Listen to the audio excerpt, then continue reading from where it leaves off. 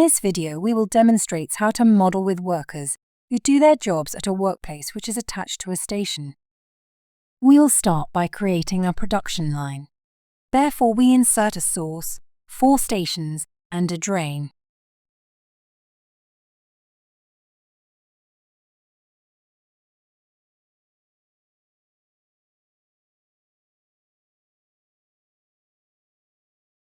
Then we switch to the Resources tab and insert the workplaces. These are associated with the individual stations on which the worker works. When inserting, the dialog asks us to select a type of importer. We can choose from 4 different options.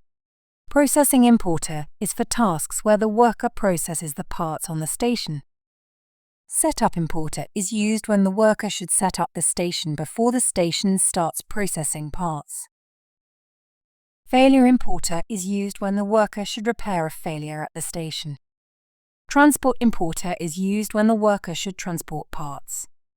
In case you don't want to activate an importer, you can just close the dialog with the X in the top right corner. This is usually the case when the workplace is the destination of a transport operation of the worker. In our case, we will use the processing importer.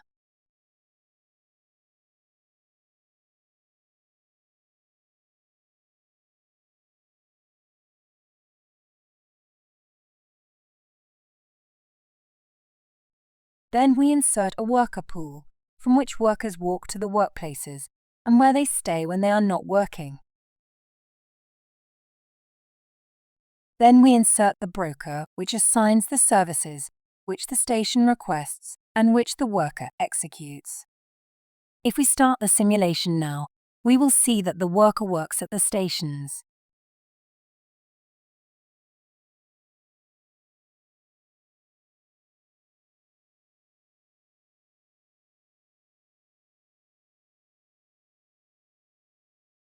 However, one worker is not enough. Therefore, we need to increase the number of workers.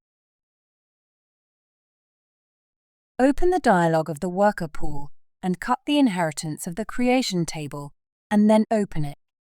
Here we can adjust the amount of workers and set it to 2. If we start the simulation now, 2 workers will work on the stations.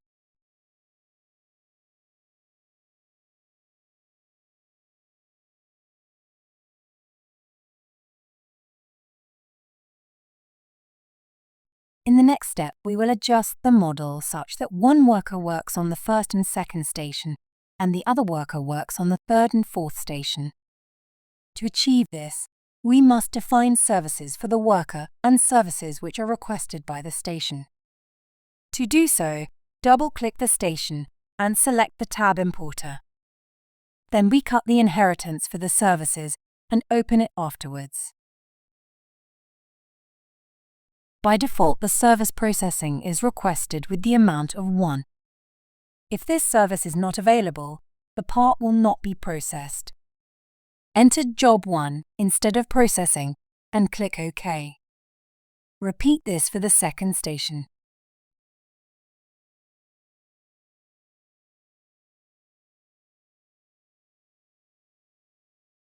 For the other 2 stations, we define the service Job 2.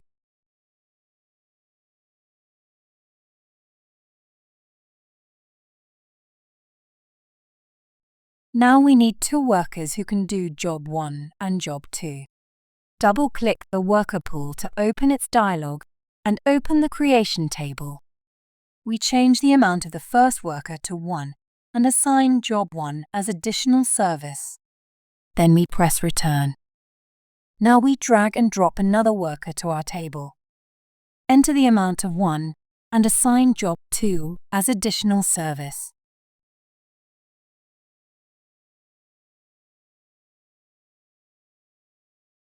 Now click OK to close the creation table.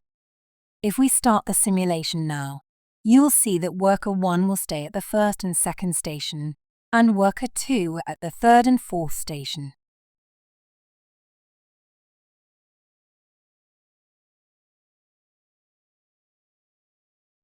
You can pause the simulation while the workers are working and open their dialog. There you can switch to the tab Statistics and get insights about the statistics. In the second part of the video, we will demonstrate how workers carry parts between stations. We create a production line with a source, 2 stations, and a drain.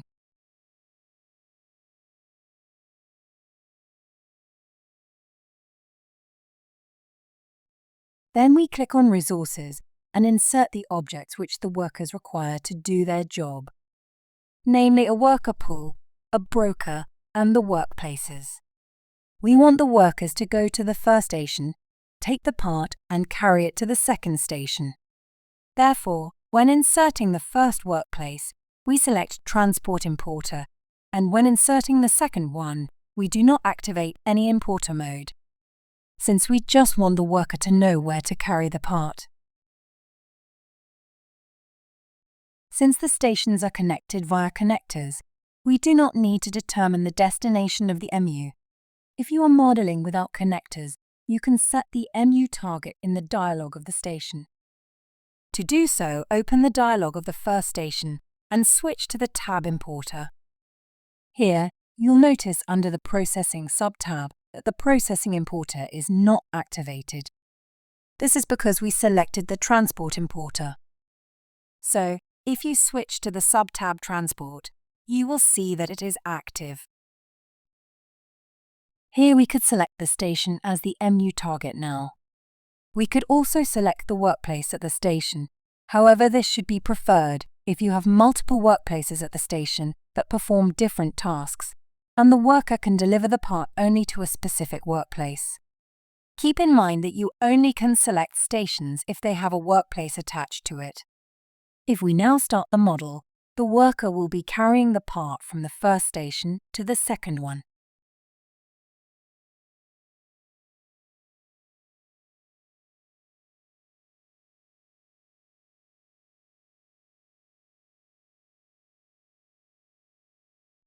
At this juncture, 2 observations become apparent. Firstly, the worker does not return to the worker pool, but instead waits at the second station. Secondly, the worker does not return to the first station until the part has left the second station. In other words, the worker is requested from the first station only after the part has left the second one.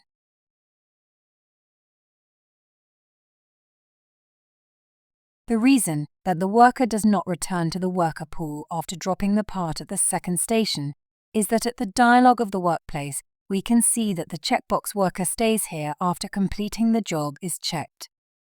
If we would uncheck this checkbox and rerun the simulation, we can observe that the worker returns to the worker pool after completing the job.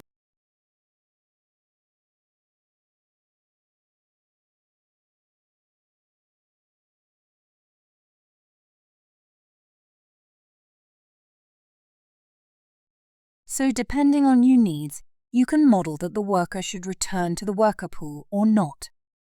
For now, we will check this checkbox again.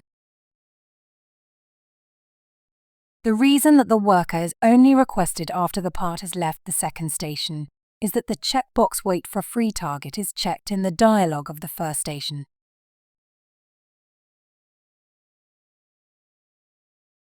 What this checkbox basically does is to request a worker for a part that is ready to exit the object, only if the destination object is ready to accept it. This condition is fulfilled when the second station is free. So as long as the second station is processing a part, the first station won't request the worker. We can show this in the simulation. Therefore, we start it again and pause it as soon as the worker takes the part.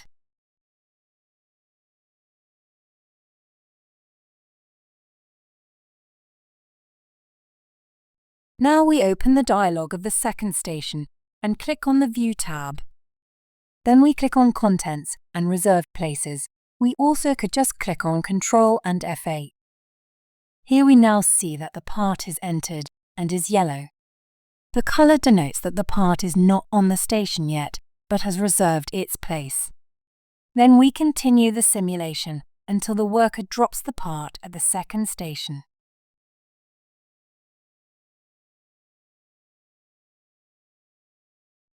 Now the part is on the station, and we again open the contents and reserved places dialog.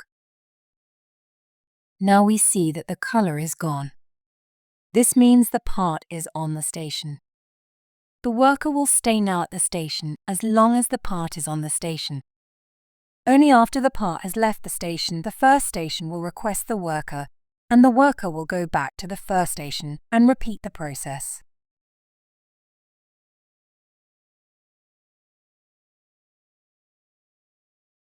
We now reset the simulation and uncheck the checkbox.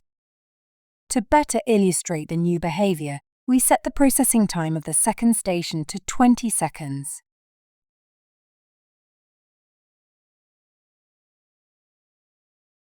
Now we start the simulation again.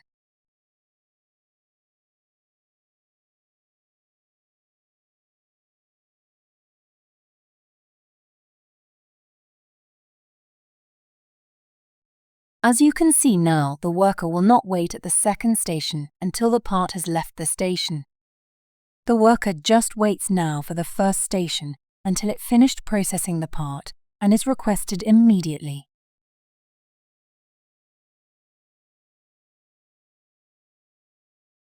Optionally, we can tell the worker to carry multiple parts. Therefore, we open the dialog of the worker class. Here we can adjust the dimensions. If we change the Z dimension to 5, the worker will be stacking the parts up in the Z dimension. We can imagine this as a store that was introduced in recent videos. Here you can also tell the worker to carry 2 parts next to each other by adjusting the Y dimension. Since the station processes parts every 10 seconds, we need to tell the worker to wait longer at the station so that he can stack up the parts. Therefore, we open the dialog of the first station and then switch to the Importer tab. Then we switch to the Transport sub-tab. Here we now can see that the maximum dwell time is not set. We set this time to 50 seconds. If we now start the simulation, the worker will carry multiple parts.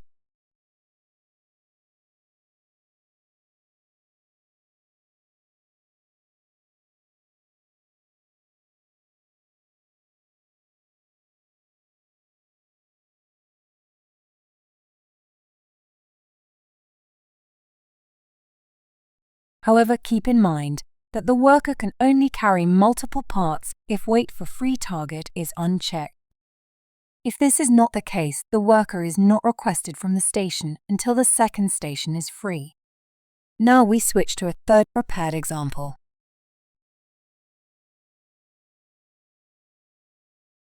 At this example, we now want to insert workplaces. We insert a workplace at each object. Each of them are transport importers, except for the one at the conveyor.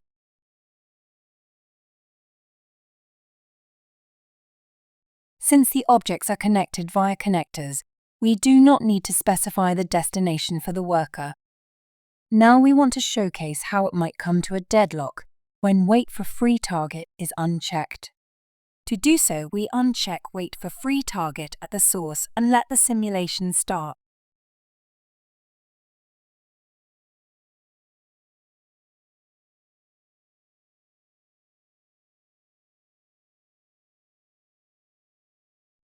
As you can see, the simulation will stop. The reason is that the worker immediately will go to the source to pick the next part, after he dropped the first one at the station. However, since he has a part in the hand, when the station is finished with processing the first part, he can't transport the finished part to the conveyor. So we now reset the simulation and check the box wait for free target again.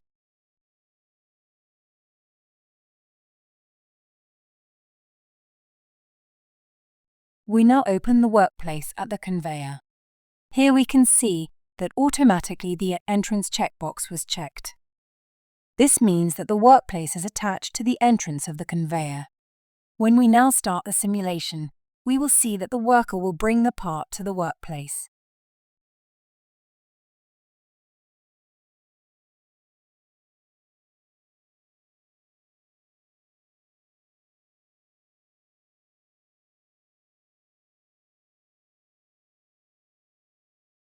Now we reset the simulation and then move the workplace to the middle of the conveyor and start the simulation again.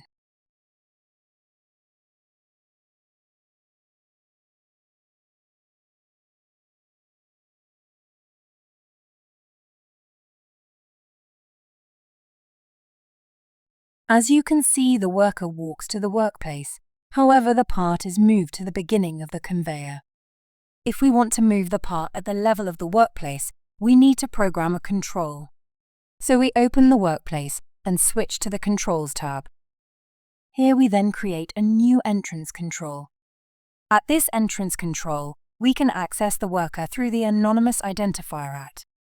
Then we can use the attribute cont to access the content of the worker, which will be the part. We can use 3 different methods to place the part on the conveyor. We can use the move, insert, or transfer methods. The difference between these methods can be looked up in the help. Since we want to place the part entirely onto the conveyor, we use the insert method to achieve this. Like the move method, the insert method has an optional parameter which is of type length. We can use this parameter to specify the position. So we type 2 meters as position. Then we save our changes and let the simulation start again.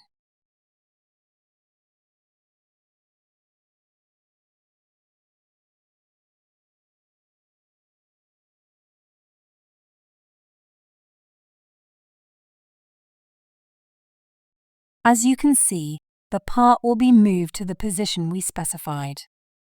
What we can also do is to use a sensor. So we right-click the conveyor and select Create Sensor.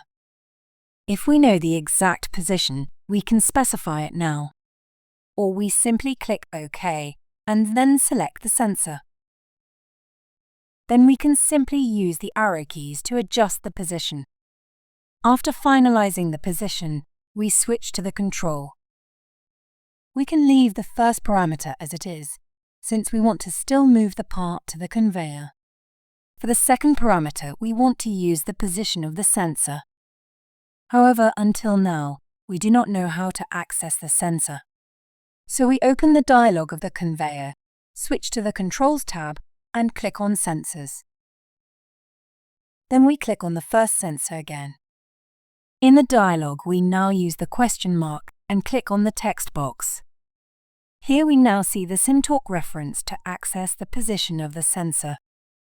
The ID of the sensor is stated in the title bar of the current dialog, or we can see it in the previous dialog. So we use this reference to access the position of the conveyor.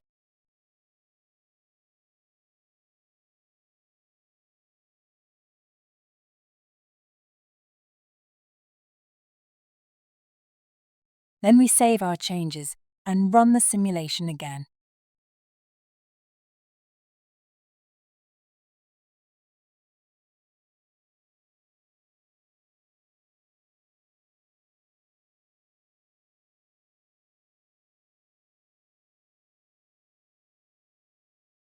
However, we should now uncheck Wait for Free Target at the station, since we do no longer need to reserve the place at the entrance of the conveyor. We now separate the drain and the conveyor. Then we add 2 additional workplaces at the end of the conveyor and the drain. The first one will be a transport importer, and for the second one we will not activate any importer.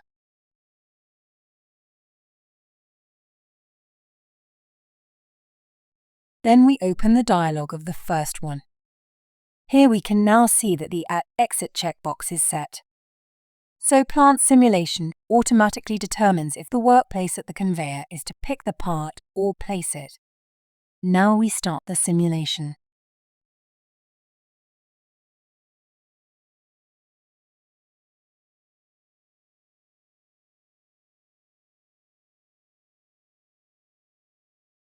What we want to model next is that the worker also should repair failures that occur at the station. Therefore, we place a workplace behind the station and choose Failure Importer. We want that the worker should repair the failure at the workplace behind the station and process the part at the workplace in front of the station. To do so, we need to get the description for the repairing service to be able to adding it to the supported services of the workplace behind the station. So we open the dialog of the station and switch to the Importer tab. Here we select the Failure sub-tab and click on Services. Here we can now see the service description for repairing. We now need to assign this service to the workplace at which the worker should execute the repairing. Therefore, we open the dialog of the workplace. Then we need to first cut the inheritance of the supported services.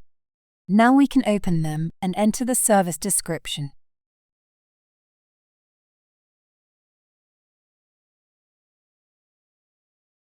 Then we do the same for the workplace at the front. We switch to the Transport sub-tab and look up the service description.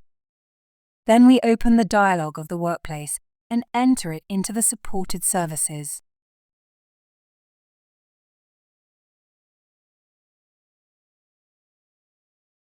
Next, we need to add a failure to the station. For demonstration purposes, we will set the start of the failure to 10 seconds.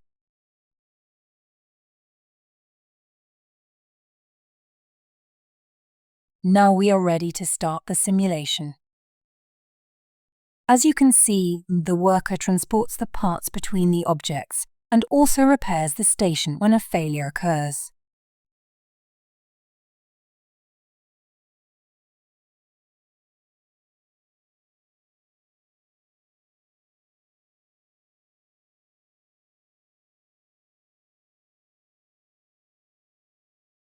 You might ask yourself now, depending on which path the worker travels between objects. We can look that up in the worker pool. Here we can see the travel mode. Currently, the travel mode is set to move freely within area. In this mode, the workers walk the shortest path to the destination and avoids obstacles, at which we will have a look at the next video. The second mode is walking along footpaths. You can link several footpaths with connectors to create a network of footpaths. The worker moves within this network from his worker pool to the workplace. Provided the worker pool and the workplace are connected to the same network of footpaths, the worker moves from the worker pool to the workplace and back on the shortest possible route. We will have a look at footpaths also in the next video. The last mode is Beam to Workplace. At this mode, the worker is beamed to the workplace instantly. Beam can be used for model validation without considering the accessibility of workplaces. This concludes our video on an introduction to workers.